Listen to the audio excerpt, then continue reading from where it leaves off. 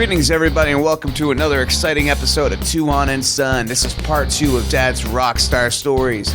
And in this episode, we're going to be talking about a whole bunch of stuff like him going on tour with Pink Floyd and Deep Purple and many are stories, actually. It's I can't contain my excitement. I just want to start up. So once again, we're joined by Diamond Dean, one of my best friends and an amazing, talented singer and one of the funniest human beings I know. So without further ado, the last time we left off, Dad was on the Pink Floyd tour. He saw some merchandise being stolen, and he's about to get attacked by a gang. Stick around for the entire episode, folks, because Diamond Dean's got an amazing story near the end that you don't want to miss. And the fun all begins right now. I kind of think I know the reason why you're bringing up this entire t-shirt thing is because at a Pink Floyd show, some kind of bad happened to you. Well, that was, I was jumped by I was actually jumped by a gang. I was running the Pink Floyd merchandising, and when you go out, you go to the front of the house to see how things are going. And I saw this guy who was being, these kids were coming up behind him, and they're reaching into his bag or into his box of his t-shirts and grabbing one and running away. And he wasn't reacting. I only found out later that these guys don't actually have to pay for anything. They get robbed from them. But I didn't know that. And so I sort of said, in my best stupidity, "Hey, man, what are you doing?" And, and then all of a sudden I got mobbed. There are like 10 or 50 of these kids. This one girl was screaming in my ear. I had longer hair then. She was grabbing my hair and pulling me backwards, and some guy whanged me in the mouth with a steel bar. And then wow. I was like, bang, yeah, it was weird because I kind of staggered backstage. And they just stole the merchandise. Yeah, and the guy... Not the money? Well, I have no idea. It's like I was seeing them steal merchandise. I wasn't able to do an audit of the whole situation. But I mean, it was weird. You whacked in the mouth, and the guy ran off, right? Well, no, they all ran off. No. That's Not the guy that you were aiding. Oh yeah, the guy that I was helping. As soon as I took the pressure off of him, he buggered off and down the hallway because he didn't want to know. I mean, he lived in California. He knew better. Yeah. This was in Anaheim, California, and it was just stupid. But it was actually one of those watershed moments that I've had when it comes to doing stuff, and that now, it's not like the world be damned, but it's going to take a lot more than somebody going, "Oh, I've walked into deep water. I think I might drown," to get my attention. I would see because an awful lot of that nowadays is people, trying to get you to help them so that they can, "Oh, thank you. Pickpocket. So Steal the scheme in the book, though. Dodger. we all live with what we live with. We all have some really horrendous stories that we try to remember the lessons from without, should we say, being too bitter about the reality of the Well, story. they're cautionary tales in the end, right? When we zoom back and thinking and no one actually fast forward through this entire podcast, you mentioned before that a guy was walking around in his karate pants. What I forgot to say before is it kind of reminds me of Elvis Presley. Someone who kind of doesn't really know what they're doing. In those days, okay, it's funny that you should say that. Yeah. Not because, but around the same time, John Belushi was studying karate with a guy named Bill Wallace. I didn't know John Belushi even trained. That's me neither. It didn't look like he. Yeah, but John Belushi had an awesome flexibility. I saw some pictures of him. Oh yeah. Yeah, he had an awesome flexibility, but he trained with this guy Bill Wallace. I just assumed that was the power of Coke. Yeah, me too. I just figured that's Coke and Chris Farley has that flexibility. Exactly. Anyway, so John Belushi was studying with this guy Bill Wallace. And Bill Wallace actually is the one who found him, passed away. Okay. But that guy that you were talking about, the one in the karate suit, they also trained together whenever they were in Chicago.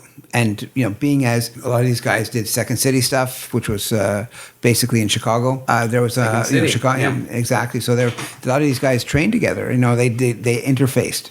So a lot of famous people were part of Second City. Yeah. Exactly. So there was a lot of that kind of stuff, and sometimes it doesn't. I'm picturing Rick Moranis breaking boards and stuff. There was Rick Moranis Moranis. There Martin was Short. Martin Short. There was John- Catherine O'Hara. and the big guy. the guy John from American Candy. Pie. John Yeah. Candy. Gene, The dad from American Pie. Yeah, the dad. What's his name again? Oh god. Eugene Levy. Eugene Levy. So the So, Second yeah. City was the biggest aside from would Saturday Night Live. I would like to picture them all Doing speed karate. kicking. Yeah, especially Rick Moranis. Okay, so Kick amongst yourselves. pretty Just to give it a history of Second City. the reason why I'm bringing this up and stuff like that is, despite the fact that I don't think you walked around like, you know, trying to Rex Kwon Do everything and being like, guys, I know karate, trust me. Just martial arts. I know what karate is kind of like saying soda. You know what I mean? Like it's the generalization when you really don't want to get into detail. Well, it's not soda. Hey, it's Orange Crush. Like it's Diet Pepsi. But when I say soda. So anyway, you were probably known as that guy that actually is training because it just wasn't as common back then. But did any of these rock stars you talked to actually ever say, "Oh wow, I always wanted to train," or "Oh, I do train," or Oh yeah, as a Okay. matter of fact, Joe bring it Perry. on, Tuhon and Okay, Son. I was once sitting there with Frank and Joe Perry, drop a couple of names, and he studied with a guy named Fred Villari, which is actually an embarrassing thing now because Fred Villari is one of those guys who was, you know, kind of selling black belts. You know, he was one of those guys who now that you go Fred Villari and you go tee. But anyway, but Like a hack. in those days, a bit. Anyway, but Joe Perry studied with this guy, and you know, in my school in the early days, I guess before about 72, 73, there was a guy by the name of Sean Phillips, who was very well known here. Right? He was a good guitarist and singer from Texas, but he's trained with us for quite a while. And let's see who else was a martial artist. The drummer from Emerson, Lake and Palmer, Carl Palmer, is it called Palmer? Wow. Palmer? He actually brought his assistant on the road, was this black belt. And when I was on the road with Emerson, Lake and Palmer for a while, they, you know, you'd see them, they'd go out and do, you know, run. Carl Palmer, you know, being a drummer is a very physical thing. And so Carl Palmer was training with this guy, and I think Wado Ryu Karate, which, you know, who the hell I remember that? I don't know.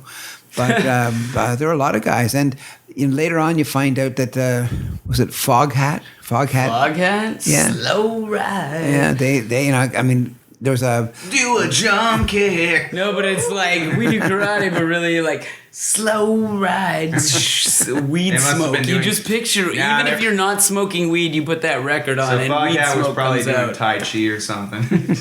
Wild. But singers and drummers, it's a great. Yeah, and of course... Of course, David Lee Roth. Diamond Bailey Dave, Roth, you know. right? Yeah, he and did as a matter of those- fact, there's a guy last year when I did that thing in Ottawa. Yeah.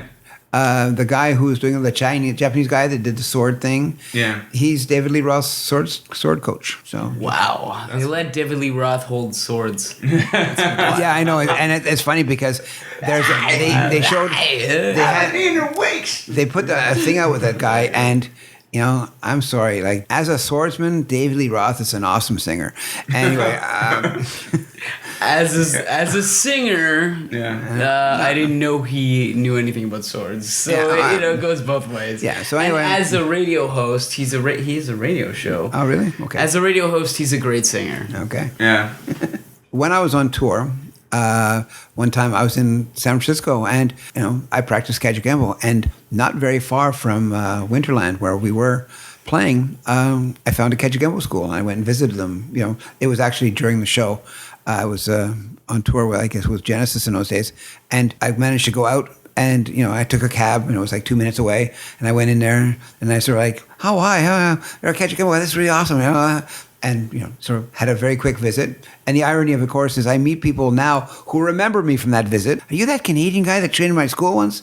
Yes, it's me. Ooh, hope I didn't do anything wrong. To show how far and few between Canadians actually walk through there. Yeah, so, and actually, I was a road manager for a period of time for a Canadian band called Tease. And I know Tease. You know Tease? They were one of the first kind of hair metal bands. They looked very hair metal. Yeah. And That was like their own UFO, very UFO. Yeah, and their guy, Brian Danter, the singer, had an extremely powerful pair of lungs. Yeah, very good voice. Yeah, and so anyway, we had 2 guitarists, a bass player, a drummer, and one of the bass player was the singer. And Mark Braddock and Chuck Price, and I can't believe I know those names still. Hi, if you're listening, guys. Anyway, There's even fans of teas, which are few. It's yeah, crazy. well, anyway, we went to Japan, and one of the promoters was a karate guy. And on my way back, we were given a ticket. And instead of coming home directly, I called home and said, "Hey, I'm going to go to Hawaii instead. See you in a week." Well, because the ticket they gave me to go home wasn't a one-way ticket home. It was from Tokyo to Montreal, however you want to get there. It was in those days, if you didn't take your flight, it was kind of like you bought your ticket, and if you didn't take the flight, well, you cashed it in. And if you did take the flight, well, you didn't cash it in. So Wow. So there was a lot more freedom. Myself and this guy Billy Ward, we went to Hawaii for a week, and we, I got Kajikimbo up. That's right. I bumped into a bunch of people there. I got off the airplane, and I went. The first thing I did was go to a Yellow Pages, and I thought I was going to open a book and find like just Eden, martial arts Eden. This is going to be. I thought the same thing in Japan, but I couldn't read Japanese, so I didn't know. Maybe there was an Eden, but I couldn't read it. Yellow Pages in Japanese. I felt the same way when I went to England in 1997, having previously listened to the Sex Pistols album for like 2 months straight every day, and being like, I'm gonna get in England. It's gonna be like it is in these songs. There's gonna be punks everywhere, and I get there, and everyone's wearing Tommy Hilfiger. They weren't even like that at that time. Yeah, I know. So you can build something up in your head being like, this is there. When I went to Japan, I was looking everywhere for like Dragon Ball and Sailor Moon and stuff. And to them, these series are these stupid old series that are 30 years old. But in North America, they're like, let's say less than 10. And, in North America, we have this habit of old is awesome. New sucks.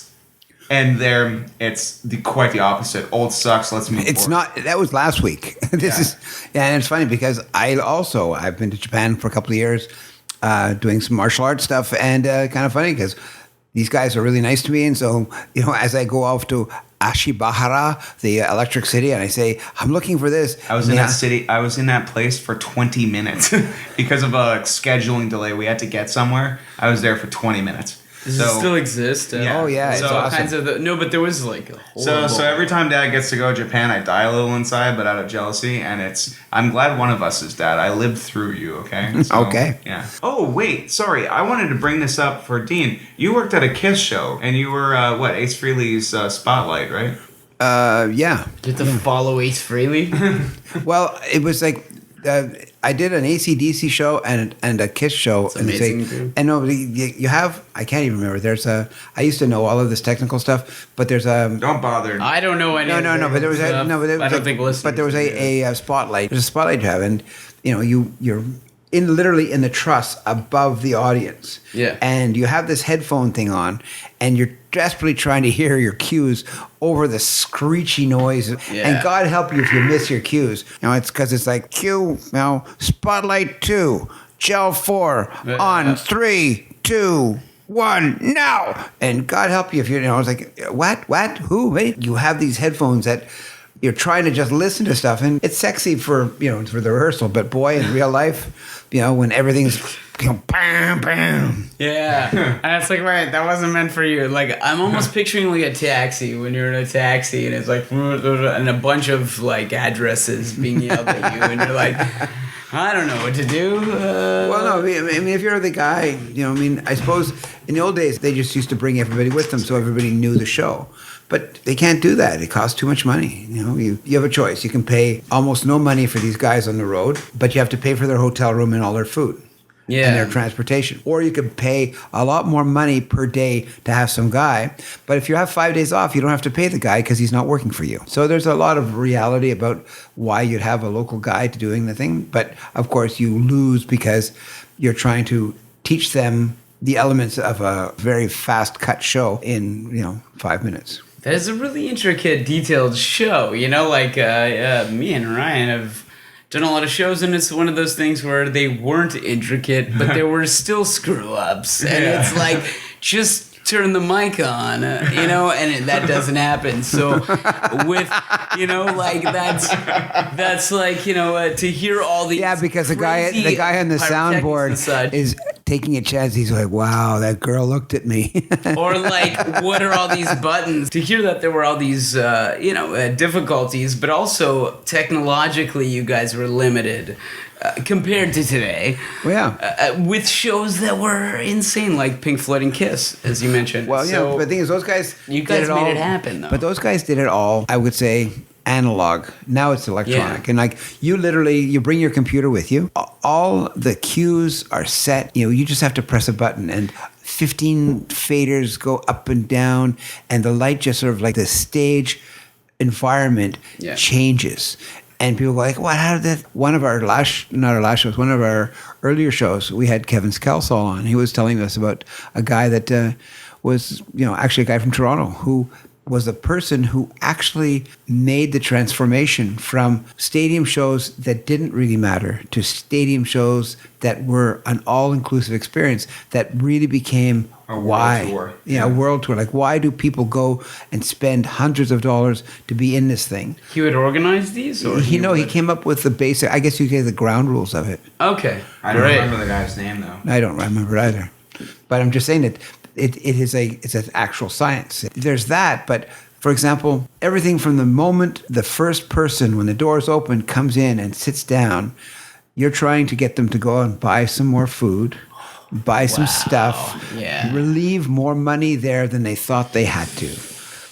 So there's of course the people going, no, I'm sitting in my seat. I don't want to have anything. No, I don't want any pizza. No, I thought it was weird when we went to see Kiss that time, and they were playing "Smoke on the Water" on the radio, and it was like, "Smoke on the water, pizza, pizza in your hand," and it was like, wait, that's different. Yeah. And then I was like, I want pizza. It's No, but it was, but it really like. messages. No, but literally when we were at the stalls, do you remember they would have those video urinals? Yeah. You'd be standing taking a pee, and a girl, it was a video, and she would look and laugh at your wiener and then do some sort of product. This was happening at Winnie's and at Bell Center. And all. Yeah. It was weird. I don't even know what the product was. I just felt offended, and I was like, what's your problem, bitch? But, whatever.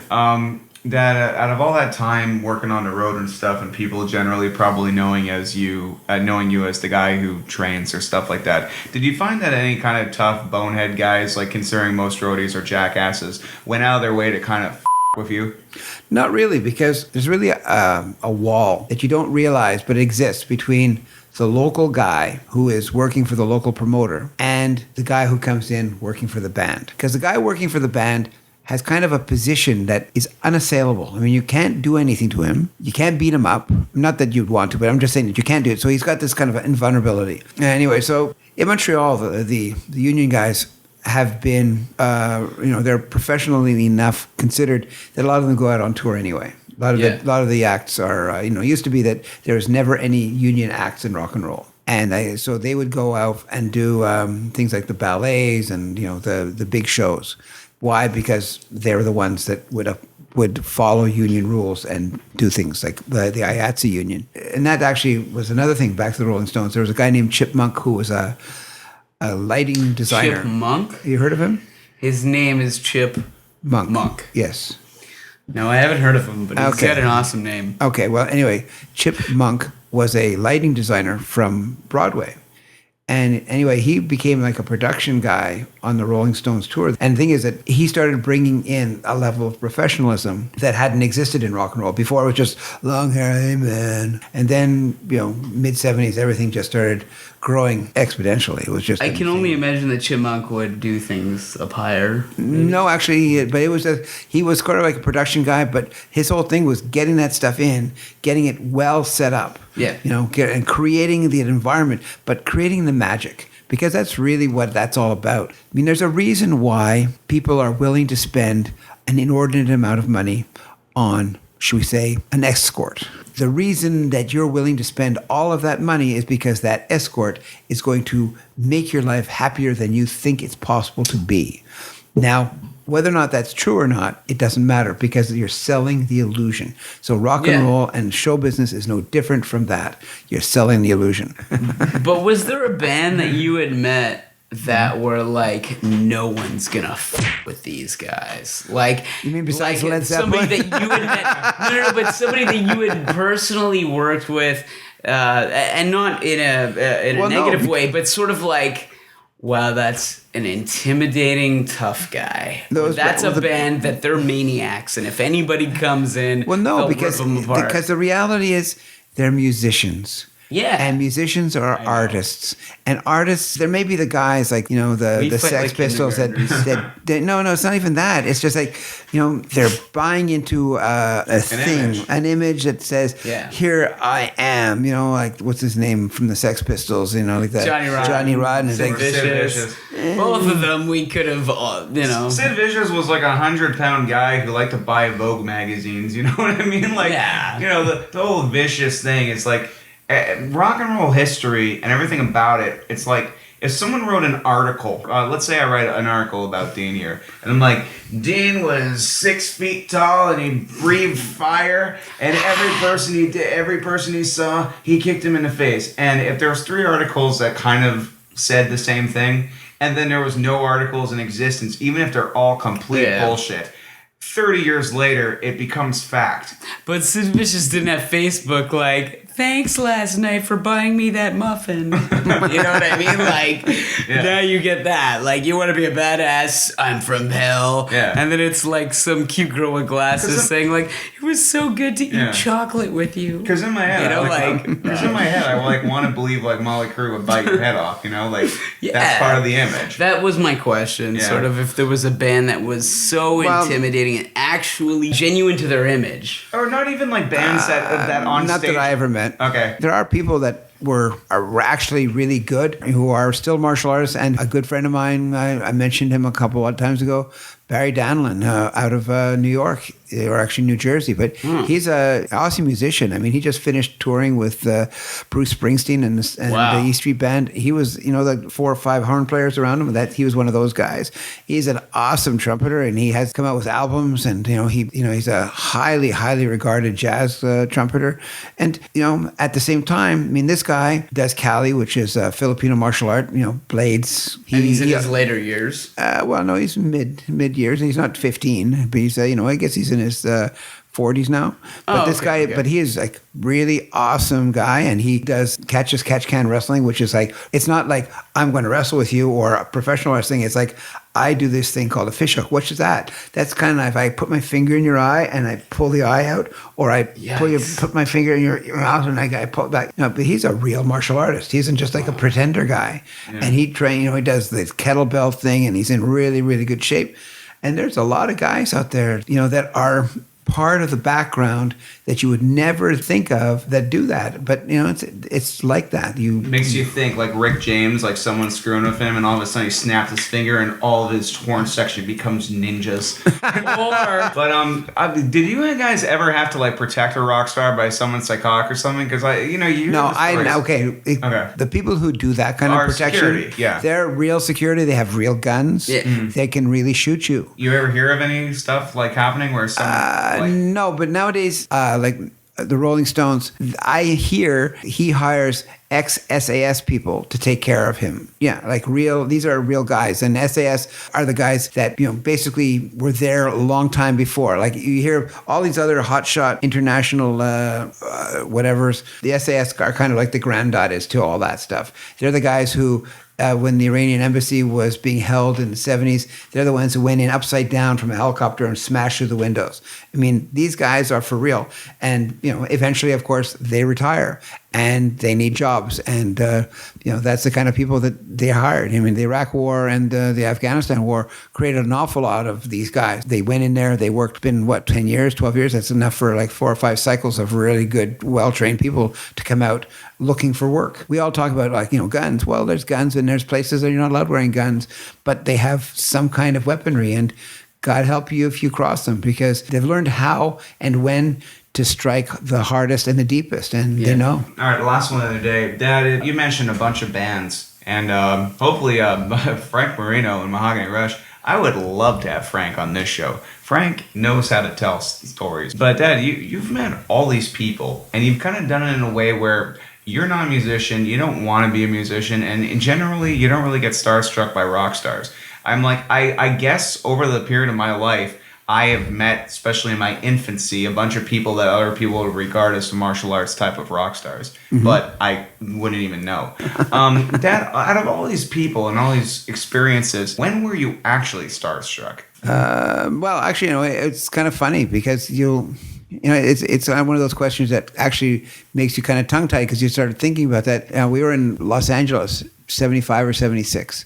And I was, we were there we were at the Continental Hyatt House, also known as the Continental Riot House, which is on Hollywood Boulevard. See, that to me is like rock and roll legend. When you hear about the Riot House, it's in every one of these movies. It's like that thing people Right, did. and this is a place where you couldn't rent a room on the 12th floor anymore because Led Zeppelin had rented it and had tied all their TVs together and thrown them off the balcony so they could. So that stuff is true. That's true, yeah. They would ride like mini bikes up and down the hall, rip out the carpets. I mean, they made a mess of that 12th floor.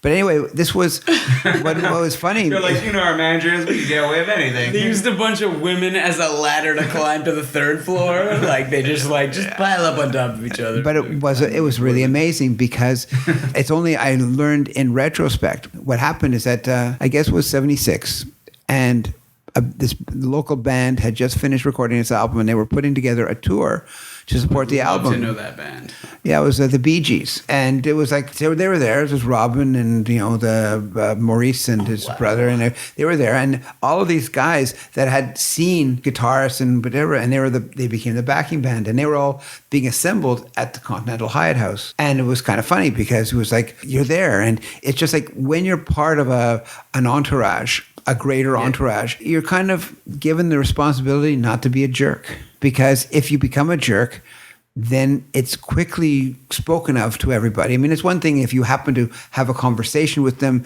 because, hi, could you move your car? I have to get my car out of there. That's not a problem. Hi, could I have your autograph? It's like when you're letting somebody in, it's kind of like, when you're sitting half naked in a sauna bath, it's kind of like, hi, do you want to invest in my building? And it's like it just becomes really wrong. Yeah. And so that's the thing. You just don't, if you're part of it, you respect the fact that you're part of it. And I see that you've always respected whenever you come to, you have a lot of friends that you've made.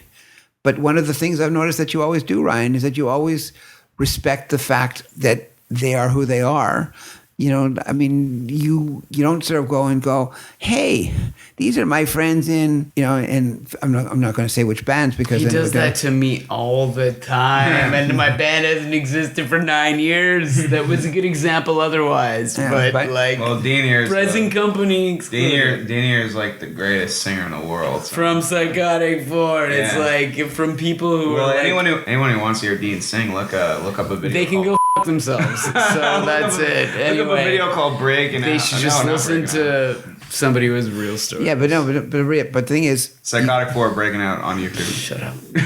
but it was when you're on tour with these bands, they get used to you being there, and they get used to your face, and so does their security people. So you're not stopped. Now, of course, there's that reality of like, well, okay, but you had a pass on, and you have all these things. I say, yeah, you do, but I see the thing that what you were saying was that there's just a code, a sort of band code, and it's but it's like a martial arts thing. But it's all good. It's part of the place. Let's not talk about this when we leave, and well, yeah, or just it wasn't like, it. Oh man, I'm watching, Steven Tyler take a dump.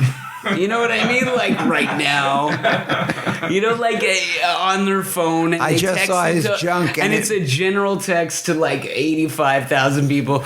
You don't see many roadies on Twitter. Back then, it was sort of like, okay, the word might be spread amongst thousands, under 10,000. So it's good that you held that code. Okay, well, what time were you ever dorking out in your mind? I mean, I'm sure physically you're very well. He's not gonna tell us. I know. I'm lying in there. I'm like, Your know father you've been doesn't in do this, that, man. I know you've been in the same room as Mick Jagger. Philip's way too cool. Don't pretend that it didn't stimulate some part of your brain saying, "Wow, there he is." Well, yeah, actually, it was funny because I was, that show in Montreal.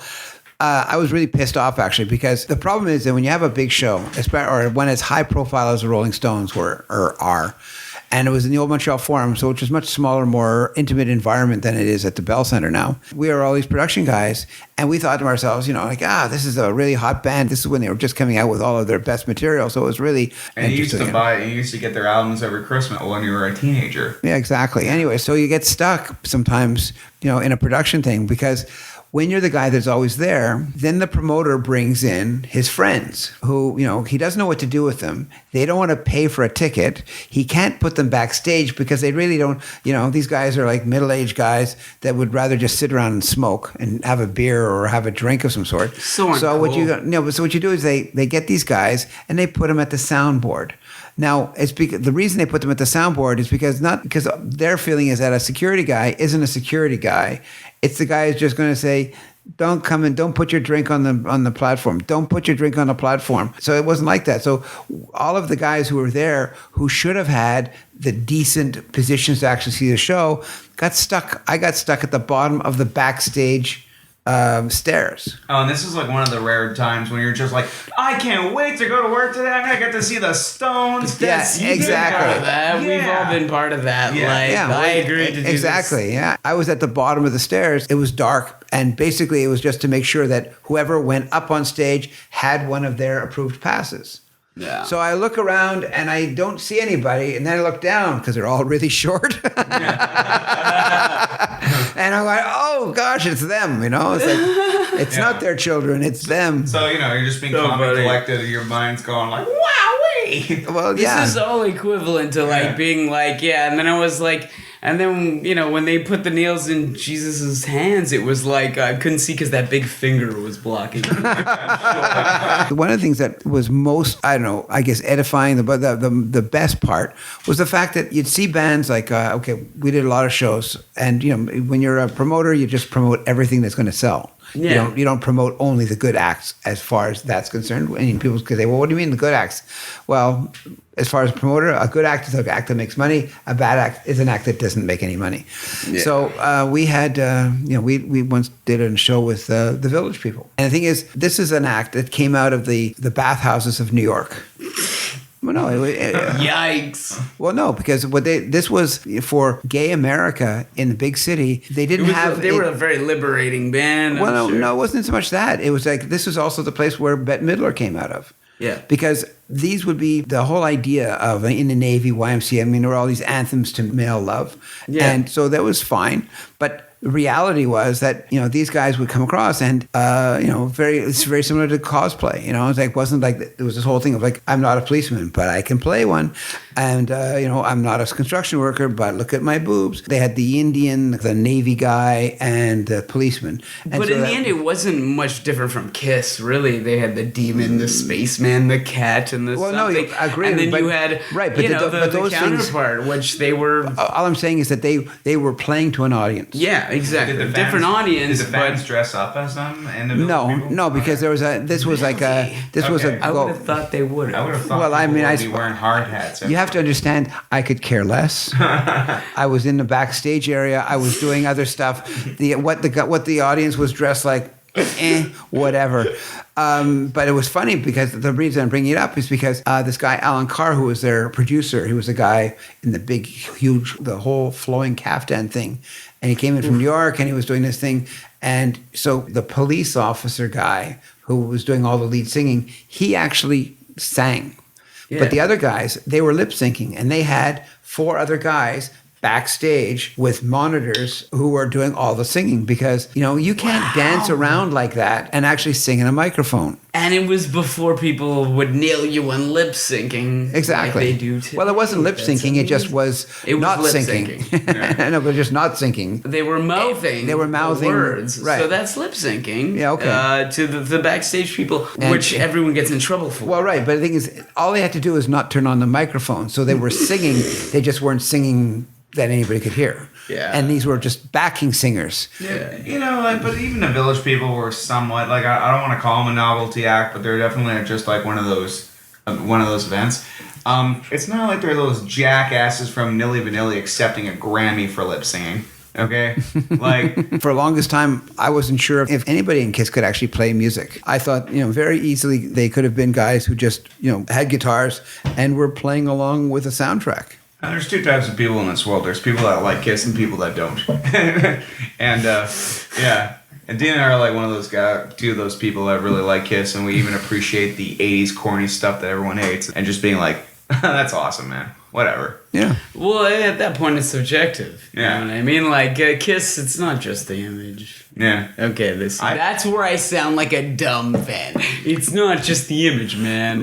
Check out these tattoos. I like Kiss. I like Kiss. I have no on board. Kiss tattoos. I love Kiss. Okay. So you're going to tell us your April one I'm going to tell you my April one story. Great. I worked for them for a summer tour going through the Maritimes, and it was kind of neat. And so they were really coming on for, well, they were... Dad, say this all again. You stuttered Okay. like 15 And they're from Montreal, right? Okay, yeah. Half They were of them actually were from Montreal. well, they were actually originally from New Brunswick, and then they all came to Montreal, and Okay, they yeah. basically had their setup in Montreal, and then they replaced a couple of members. Because I met a million people who say they were in April Wine. Okay, well, there's Miles Goodwin was the lead guitarist and Yes. songwriter, and Gary Moffat was the rhythm guitarist. They had a guy named Steve Lang who was their bass player.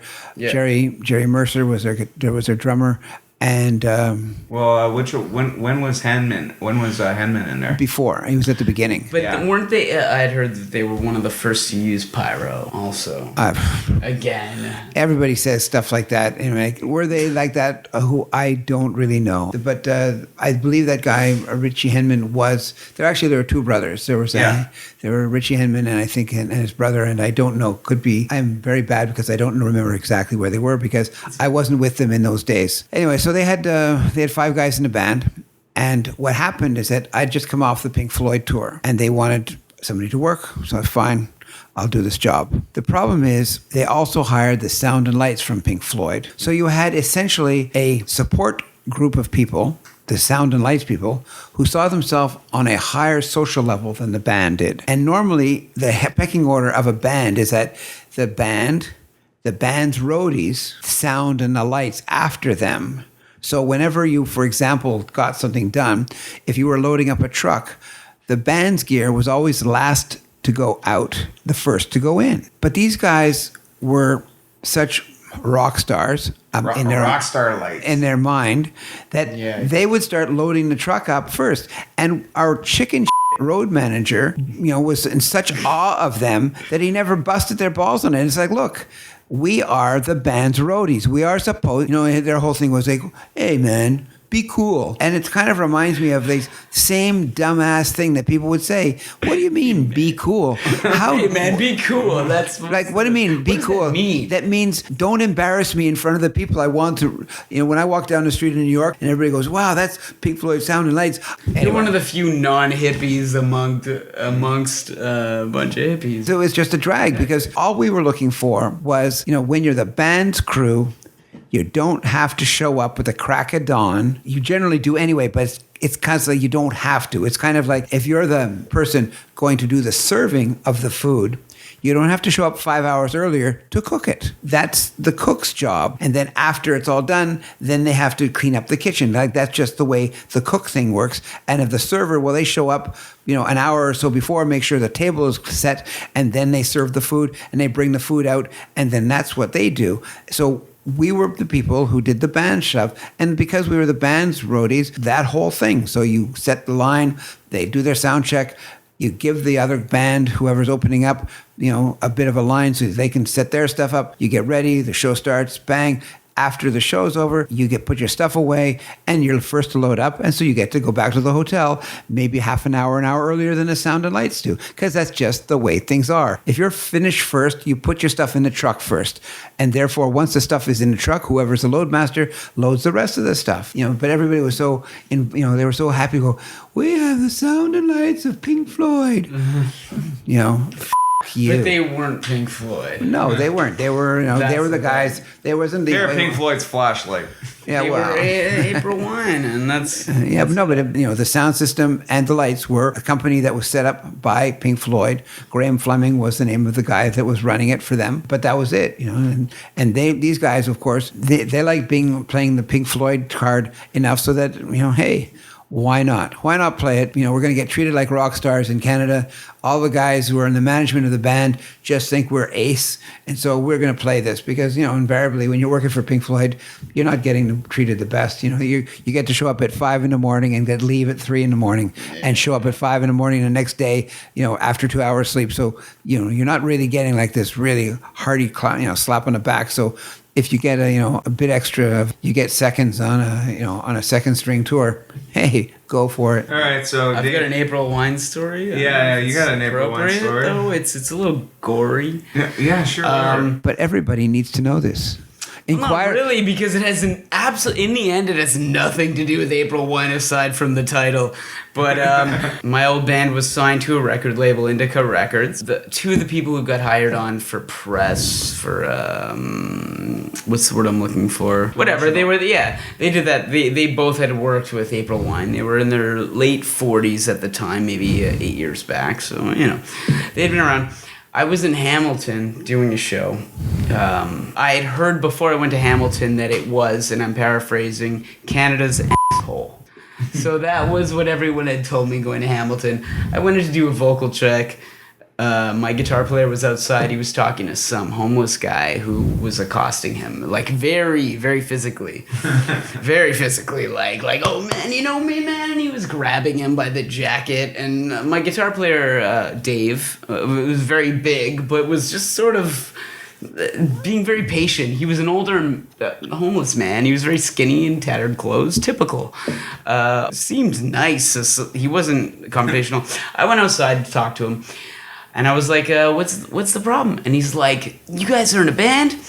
And I'm like, yeah, I'm the singer of a band called Psychotic 4. And he's like, I used to be in April Wine, man. And I was like, oh, I love April Wine. I love the song, Tonight is a Wonderful Night. And he's like, yeah, that song, da-da-da-da.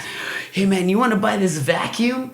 And he brings out this... No man, it sucks. Yeah, well, he pulls out this filthy, greasy vacuum from behind perfectly, he silhouetted behind him. It came out of nowhere.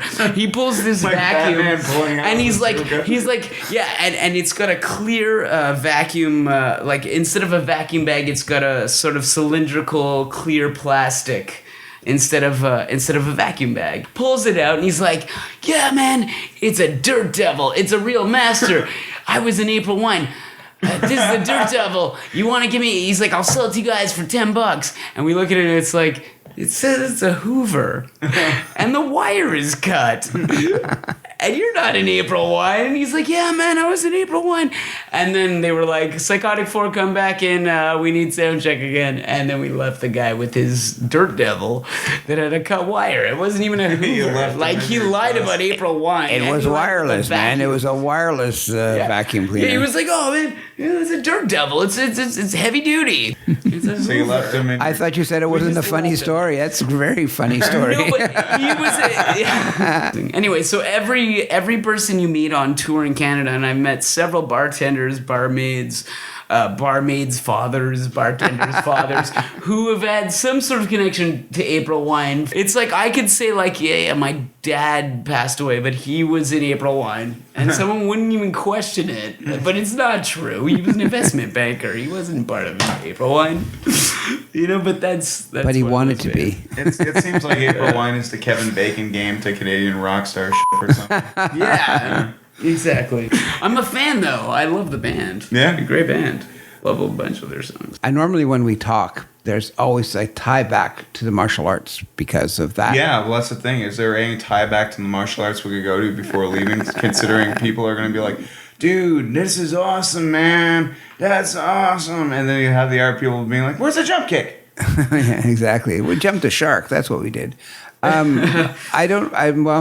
it not been for the martial arts, I probably never would have done these things because I was at that 4424 Youth Center because I was doing martial arts there. And it was next to the high school, but all the people that I knew, there was a bunch of people that you interrelate with, and slowly, you don't stop training, but you still have to do things. You can only train 3 or 4 hours a day at the maximum. So you have to find other things to do. And so you do that, and then you talk to them, and people. I don't say they find you interesting, but they find you less boring. And so you're able to bring more to the conversation. And I suppose that when you do stuff like that, if people say, "Hey, you have a work ethic." Yeah, was there ever a part in your life where you even thought about playing a musical instrument? Yeah, as a matter of fact, my mother had not a zither. My mother had a She had a dust devil. Yeah, right. A dirt devil. A Hoover. No. There's that weird kind of instrument that it's a auto harp. Okay. And of course, I entertained myself on a auto harp for a short period of time, till I realized that neither my voice nor my skills as a guitar or as a musician were developable, and so I quietly put the auto harp down and did the things that I felt that I was able to do. That's pretty honorable because we've been in bands with people who Never found that. Yeah, you know. There's something called like natural talent. Unfortunately, and I don't know if this applies to the martial arts thing, but there's just like Yes, Does it? Actually, that's a good question. Does it apply? It does apply, because there are people with two left feet who are martial artists in name only. Yeah. You don't want to say it in a mean, vindictive way, because it really is mean and vindictive. But you see these people and you go, how on earth do they think they know anything? I can theoretically know how to do a lead line to play guitar. Or I can know theoretically where to hold my fingers to do the chords. Yeah. But, and you always hear stories about, different people, like, people from Django Reinhardt who had his fingers burnt, and so he had to play guitar in a really particular, unusual way. Because or Tony Iommi, who got the tip He's of got his fake fingers. He had to make metal fake fingers. But, he kind of invented heavy metal by accident. Well, Robert Johnson, who is credited with making 12-bar blues. He was a harmonica player and wanted to learn how to play guitar, and no one would teach him. They said, "Oh no, you're a great harmonica player." And so he supposedly, and this is all just maybes and possibilities, but he supposedly went off, got himself a guitar, went off into some place, and played for as long as he felt he had to, and he based all of his stuff, since nobody would show him how to play guitar, he based it on how he played harmonica. And so the way he played guitar substantially changed the way it was played up to that point. That's pretty wild. That's like one of the ex-members of April Wines sells vacuums on the streets nowadays. All right, last question of the day, Dad. What kind of music, when you started training, did you listen to that really get you pumped up and say, "Oh man, I can't wait to train for all these hours because I'm listening to this"? Well, let me see. In those days, when I would start training, I would say like the Rolling Stones, from Sticky Fingers to Exile on Main Street. That period, amazing era. The earlier the Faces, Rod Stewart times, they were a lot of fun. I saw them in Quebec City, and it was funny because their opening act was Deep Purple, and there's a band also called Matthews on the Comfort. Anyway, this friend of mine in those days, a guy named Peter Starr, we did something called Crazy Ethel Productions, and we presented them up in Quebec City, and Deep Purple was there with all their equipment, and their management realized they faked not being able to play, so they didn't play. They said, "Oh, we can't play." Why? Well, we don't have our adapters, our voltage converters, because if you play British music, it's 120. European converter. Yeah, you have different voltage. So even though we saw all the voltage converters, no, we don't have them. We can't play. So Rod Stewart came on and played. Said okay, and he played like 2.5 hours. And then this was an awesome show. But that's the thing. You sometimes under duress, you have these guys who come out and do amazing things. But so that's what you're saying. Like if there was a movie about your life and they got that montage soundtrack where you're learning a bunch of stuff and you're training really hard, the song playing in the background is probably something from Sticky Fingers or XL on Main Street or Rod Stewart. So I guess, yeah. I mean, I related more to that material. I got into Jimi Hendrix more later. When I was doing the Dog Brother stuff, I found that kind of like crazy insanity of like, John, Purple Haze. I mean, that sets my mind a-wandering. All right, from every great conversation, it has a beginning, a middle, and an end. What the beginning and middle will be after I'm done editing, I have no idea. But I know the ending is now. And the time has come to say goodbye. Now, To all our family, yeah, MIC. yeah, See you real soon. yeah, exactly. All right. That was a giant-sized rock and roll world tour version of Tuhon and Son. Yeah, it was Dad. It was lovely listening to you walk amongst the greats. 'Cause, Unbelievable. Yeah, unbelievable. So for all of you listen out there, I hope you enjoyed as much as we enjoyed listening to these stories. We're on Spreaker, we're on YouTube, and hopefully we'll be on iTunes. But you can follow us on Twitter because no one else wants to follow us. So maybe this episode will be the Pied Piper that allows us to, Break into the little time. yeah, exactly. All right, I am Ryan Stick Jelena. And I'm Philip Tuhon Jelena. And you, Diamond Dean. Diamond Dean, you can listen to Diamond Dean on a show called The Blood Jack that he sometimes is on, and every And we all Every now know, and then. gold. It's gold. just because he's Diamond Dean does not mean he's dime a dozen. Yeah. I Oh. can't afford diamonds or dozens of anything. So, All right, thanks for listening. All right. good night.